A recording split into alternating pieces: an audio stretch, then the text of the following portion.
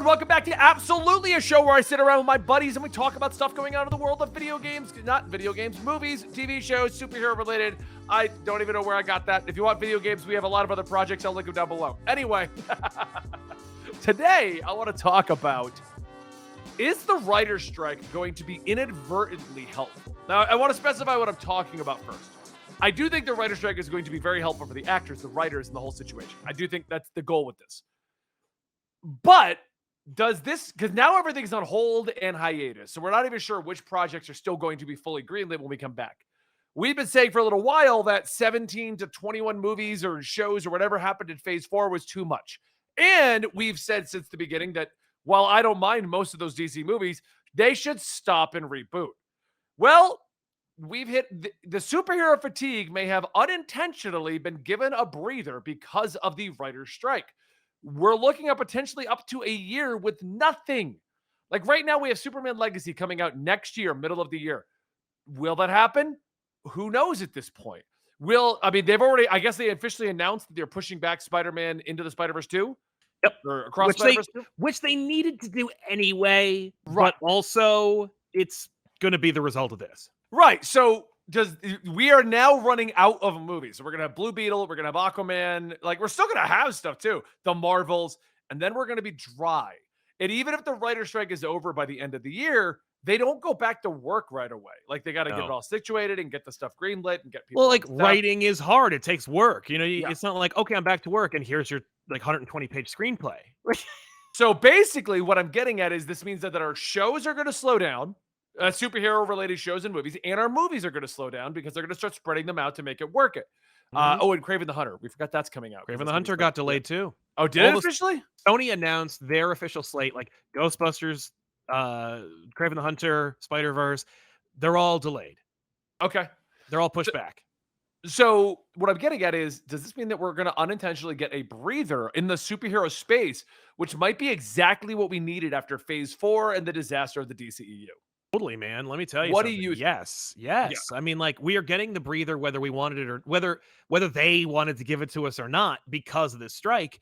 And I think some unintended consequences of the strike are going to be that, like, these studios can't have a year off. They already took the year off when they had to because of COVID, and they did not like it. I mean, no industry liked it, to the point where we are getting like hammered by every single industry to make up for that like 1 year gap when they weren't making record profits. Yes. So I think, yes, like, and not only that, but I think, like, because of that year gap that they're going to try to avoid, we're going to get some crap, some real bottom of the barrel crap from them. I was like, because the MCU, I forgot, took a year off there, and we all came back like hyped. Remember WandaVision? We were like, oh, okay, here we go. We're going in on Phase 4. And we were right to do that, and we were right to think it. Unfortunately. Well, unfortunately, they then were like, okay, well, we had 21-something projects planned, and Phase 4 needs to be over soon, so we're just going to give it all to you in a year. Well, Phase 4 wasn't even a phase, but you assholes called it one, so now we got to lean into it. Yeah. But, like, I have this website here I'm looking at right now where I'm just like, okay, what is coming out in 2023? We got Blue Beetle, Kraven, Marvels, and Aquaman 2.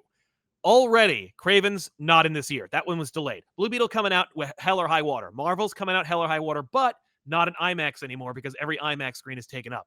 Aquaman 2, that's the question. Will that get delayed? And the other reason is not just because of the writer's strike, but because that movie sucks, apparently. Yeah, apparently. We actually don't know. So I feel like if it gets delayed, it'll be dropped in January because that's where movies dump their garbage.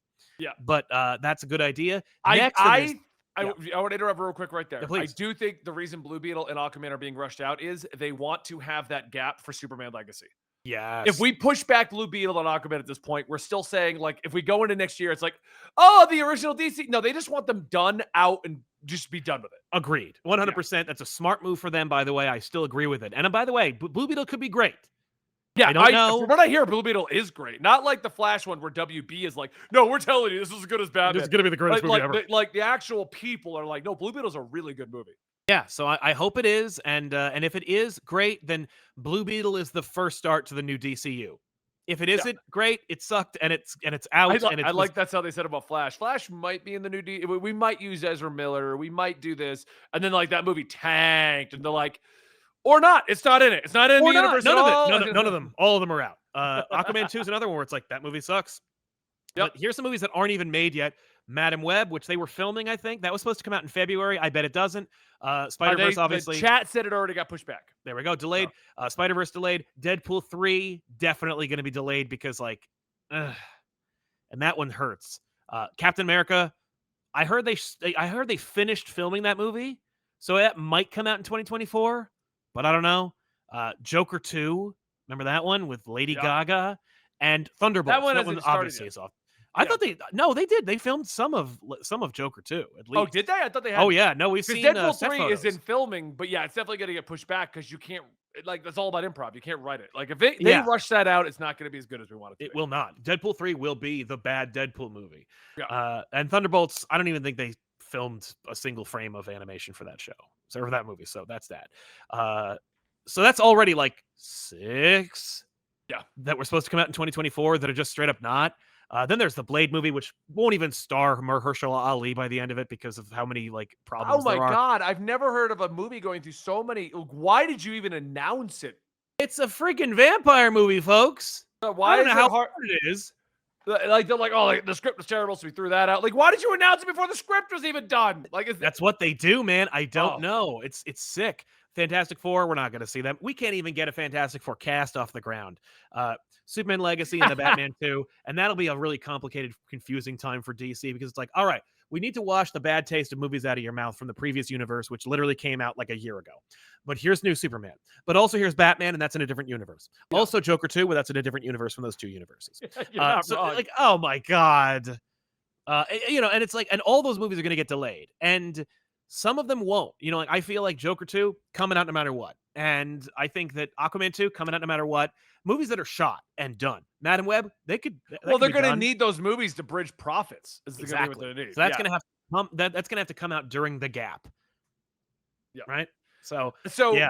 Do you think this is going to be good for the overall health of the superhero bubble, though? No, because I stood by my statement when the last one came out, Endgame, that it was going to pop the superhero bubble, and it kind of did. Like we didn't. I never said we were going to go from like everyone's into superheroes to burn the superheroes to the ground. But we are dealing with a lot of people being fatigued on it. Absolutely. And the other thing is we're seeing as a result of the superhero genre kind of stepping back or getting out of the way or being oversaturated, we're seeing hype around things that normally probably wouldn't have gotten as much hype. I cite the Barbie movie. The Barbie movie. Or Blue Beetle. Or Blue Beetle. But like Blue Beetle is a superhero movie. I'm talking about like movies like Oppenheimer and Barbie. But Barbie specifically, because Oppenheimer... I feel like Oppenheimer would have. I think it's doing better because of the way the state of things are. But I do think it's a Christopher Nolan movie, and it's like I think it would have done well no matter what. I don't know about that because Tenet was so bad, and true. also was dropped on streaming, and like I don't think the studio even believed in that movie. But Oppenheimer is one of those things where it's like people know, but also there's no big superhero movie to get in the way of it. So it's like, well, I want to see a spectacle. I guess I'll go see Oppenheimer. But this Barbie movie, let me tell you something. At my theater, this is very much a microcosm, so it's not indicative of the national average, but like in my theater in New Jersey, to see Barbie yesterday on a Sunday, every single theater was sold out. Oh, and when I say sold out, every single theater, they had Barbie screening every hour on the hour from noon to 10. Natalie and I also tried to see it this weekend, and we could not get tickets on Friday, Saturday, Sunday to anything that wasn't the front row. Yeah.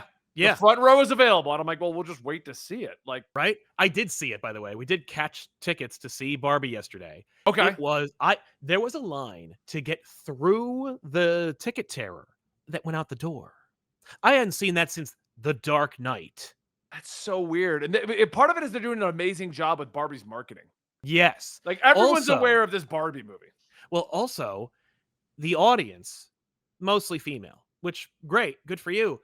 And yet, it was one of those things where it's like, I mean, like, when it comes to the new superhero movie, it's a little bit reversed. Yeah. Not to say that women don't like superhero movies. I'm just saying, like, this movie really catered to a very different demographic than what, like, the big summer spectacle superhero movies tend to lean towards or appeal to. And it was a really interesting experience because you're also seeing a ton of people who are of a particular demographic. It was not just women, but women who are under the age of 40. There were just children everywhere. And when I say Yeah. children, I mean like teenagers, like teens and 20 somethings all over the theater. And you could also tell that they hadn't been to the movies in a while How's that? because they didn't know what seats they were in. Like Oh, I'm saying I've never seen this. I've never seen this. I've seen this once or twice in like those kind of Dolby theaters where it's like this is my seat. It's like a seat that's like this giant seat that like moves and it's got like food and stuff. Like yeah. like I'm That's what we go to. N42. Like you're N like no, I'm N42. See, this was regular screening, but like yeah, now you buy tickets and you get especially at AMC, the seats are all assigned. But Yeah. like it wasn't just my row. There were like 4 or 5 rows of people coming in, going, being like, "You're in my seat. I'm in your seat. This is my seat." There was an entire row of people who just bought tickets and sat down. And so, like, when the 10 people who showed up, who wanted that row, who bought that row, who had that assigned seat, showed up, whole row had to leave. I'm Oh, like, okay. I get what you're I haven't saying now. seen You're this in saying that years. basically people didn't understand how current movies are because Exactly. I don't actually. I'm trying to think if there's a theater around here that's the old school style of I just buy some tickets There and I aren't go. really any of those. Maybe Bowtie or something, if they even exist anymore. But like, Yeah, for the most part, Regal and AMC, like the big chains, like they assign the seats now, even for regular movies. yeah, But this is the thing that I thought was kind of exciting is that like these are clearly people who don't go to the movies, yeah. and they went. And they went. This is a movie that actually got people who don't go to the movies to go to the movies, and in droves. That's That's weird. that's incredible. Yeah, Like, and it wasn't like a superhero movie. It wasn't even a franchise. Like, they're not gonna make Barbie. Well, they probably will make Barbie. they 2. probably will now. But Yeah, I but Greta guarantee that Gerwig will wasn't not in the make it. plans. Yeah, I was like, I guarantee that was not in the original plans, but No. it's in there now. Like right Right. now, you reminded me, and I'm trying to pull up tickets for the Turtles movie now. Oh yeah, Turtles. Crud. I need to get tickets for that too. I don't think I'm gonna see half the kind of crowd for Oh Turtles. no, but you will see a lot of kids. Yeah, I hope so. I hope so. I hope so because I do firmly believe that Ninja Turtles is a genre, like a brand that appeals to children. Like Yeah. it's just like it doesn't matter what age, like what year you were born in. If you are 9 You're or 9. or if you're 7, you're gonna love Ninja Turtles. Yeah.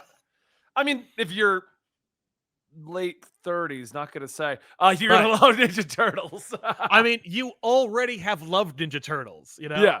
Yeah, yeah. But the thing is, you're not also predisposed to love every Ninja Turtles. It's just you've been there for long enough to have seen them all. Funny side note, Ninja Turtles is so widespread. I know you don't follow Final Fantasy 14, but they just I had their don't. big announcements for everything coming on. And what Okay. the director always does is to lead people to guess what the new jobs classes are going to be in Final Fantasy. He wears a t-shirt. Okay. This year was Teenage Mutant Ninja Turtles Mutant Mayhem is what he wore. Nice. Okay. And so it's Turtles is like getting at is Turtles is so widespread, even over in Japan, they're wearing merchandising for it. So That's awesome. I love it. yeah. Good. But yeah, man, I think that like hopefully the drought, like, because here's the thing, like superhero movies used to be very niche. They used to be very selective, and even when they were coming out, they were bad or really divisive. Now they're a genre, and I still firmly believe that the superhero movie is a genre that will never really go away. Oh no, never will. But I think that this drought can artificially create scarcity that makes the superhero genre more exciting if they are smart enough to make the movies that do come out good, and also allow for other things to occupy their space for a time. Because it's not like everyone's gonna, just because Barbie worked doesn't mean they're gonna go see My Little Pony the movie. They're gonna see every Mattel property movie. That's not Yeah. that's not indicative of the plan. But you could allow for unexpected hits again, and that would be really Right. exciting. Well, I think what's going to be good here, and because this is the problem that I saw when COVID got over with, we got inundated with so much content at the same time. We got content overload. Like no industry thought about it for one moment that giving us all brand new TV shows on a weekly basis And new at the streaming same time, services. and their streaming services and all their movies that they had all backlogged for 2 years from COVID. Just throwing them all out at one time was, oh, how could that go wrong? 'Cause Right. we have the same problem in the video game industry where it's like oversaturation of one style of game, which we've seen for years, but it's really bad right now because of all the stuff that got delayed during COVID. Yeah. 800 open world 90-hour games. I don't want that anymore. Give me something short, you know? Yes, and more modestly budgeted. Yeah. Something that doesn't cost $600 million. I hope that's another lesson they learned because we're talking more about like how the strike's going to affect everything, but also you should look at like the last bombs, Indiana Jones, Ant-Man 3, like I can't even believe Indiana Dungeons and Jones bombed Dragons, so hard. $300 million loss. Like it's Yeah. just, oh my god. And that like, but that Dungeons should and be a Dragons lesson. apparently barely made money, but it did, and there's talks of a sequel. I hope we get one because I thought it was fun. But the problem Yeah. with Dungeons and Dragons is just like it's good, I like it, but it's not phenomenal. It's just not stupid. Like Yeah. the thing is, it's a competent movie made with like I didn't love everything about it, but I didn't hate everything about it, and that's like enough apparently to make Yeah. for a huge fan favorite flick. Is just like, oh, make it competent. That's all it takes. Because well, and especially when you're comparing it to things like Shazam 2. Shazam 2 wasn't terrible, but like it I didn't just do well. still haven't seen Shazam 2. I really should. You don't need to. That's the thing is like who asked for Shazam 1? But then we get a Shazam 2, and then you Yeah. make Shazam 2 with a whole bunch of new characters and not Mr. Mind. Anyway. But yeah, like And then the whole but Black hopefully Adam these debacle is just like, why? oh, and the Black No. Adam failure. Yeah. Oh, But no. they need to learn like, oh, maybe we shouldn't spend 200-300 million dollars on on Ant-Man 3. Maybe Who these thought movies that was going to be Ant-Man 3 is going to make I $1 don't billion? know. Ant-Man 1 and 2 didn't make $1 billion. I don't know.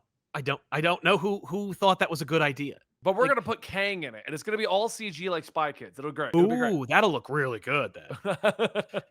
And like we're gonna put MODOK in there, and we're going to both hate him and make fun of him, but also not waste any time or money on making him look good and make him a character in the movie. Like, why even bother? It's like Yeah. having one character named like Mr. Poopy Face, and he shows up and his pants fall down, and he cries, and he says like I farted, and like everyone hates him, Isn't and that it's Rick like and Morty? and he looks really stupid. That's Mr. Poopy Butthole, different character, wholly different Oh, universe. my bad. But, My bad. but like but just stupid, just some stupid character that shows up that like nobody likes and everyone just hates them. Yeah.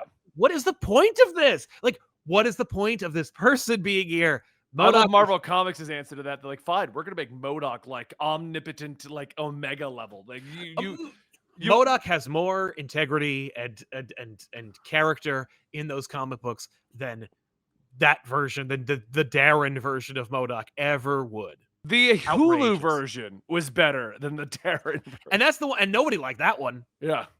But yeah, man, I don't know. The strike hopefully will. The problem is the strike is going to create artificial scarcity in terms of they can't make anything. And the actor strike really makes it work that way because without the writers, they'll just write it themselves and it'll just be you just get 2 years of trash. Yeah. They'd Oh, have we're to gonna go wait- back to the reality TV era. Yes, you'd have to Right. wait for these bad movies to have already been made and then impact their bottom line before they also make a deal with the writers. Without the actors, now there's just nothing. Yeah. And that's going to be really and they're still going to do it. Like I promise you, these people do not want a deal. They do not want to pay them their money. Oh, they don't. And No, and that's it's what we're gonna be hearing. bad. Like Yeah. leaks from internal are like, yeah, we're not doing shit. We're gonna hold out so you guys can't pay rent. It's like The fact oh, that jeez. the open statements like that and like the naked evil of like just cutting trees like to keep them from getting shade. And I don't want to make this into a whole thing, but like it's just so it's so super villainous. Like it's Oh, yeah. it's pathetic in its execution. It's like there's no question that these guys just have no interest in that, and that they have no plan of doing it. It's like being a regular person now and just being Yeah. like, hey, I'm having a hard time, and the world's going like I care. Inflation's really bad, and I can barely cover rent, and my utilities are $800 a month, and DoorDash is charging me $100 for a Big Mac. Cool. Move, Yeah, move. That's like get a job. Like what? yeah, I can't. Like, where? How? And so essentially, Hollywood is reflecting tough times all over. Yeah. Cool. But yeah, I kind of hope that this is going to cause a drought so that people can get hyped up again because Me the too. first time we all got hyped up when we came back, and then Then they got Marvel too big for squandered. their britches. well, they That's just the put out way problem. too much. That's what it boils down to. Way too much. Agreed. Like it was Agreed. great when we got like 4 Marvel projects a year. Like Yeah. that to me was like the breaking point. We had 3 months for every movie. Everything was going well. That 3 to 4 should be it. 100. Because you're also because like Marvel never. I know they do know, but they don't seem to give a shit. You have competitors. You're Yeah. not regardless of being the biggest, you're not the only one. So it's an issue we know from comics all over. Marvel has 30 issues and DC has 30 issues, and I buy 10. Guys, stop making 30 issues a month because you're never going to sell City Boy over at DC because I still have to buy Spider-Man and Avengers and Iron Man. Yeah. Yeah, they're not gonna not buy those. So yeah. No, it's true. It's true. That's where we are, man. It's fun. It's fun time.